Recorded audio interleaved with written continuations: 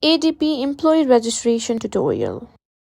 If you've just started a new job or need to set up your employee account on ADP, you're in the right place. In today's video, I'll guide you through the ADP employee registration process step by step so you can easily access your pay stubs, benefits, and all other important information. So let's get started. First, open your web browser and simply go to the ADP portal at portal.adp.com. This is where you'll register and access all your employee related information. Once you're on the ADP portal homepage, click on the Register Now button, and this is where you'll begin the registration process. First, if your employer has provided you with the registration code, simply enter that code here. This code will help link your account to your employer's system. If you don't have a registration code, your employer should provide it to you or assist you with this step.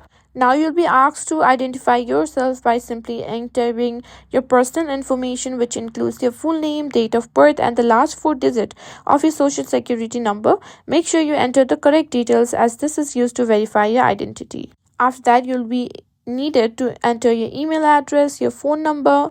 Just enter all the information correctly.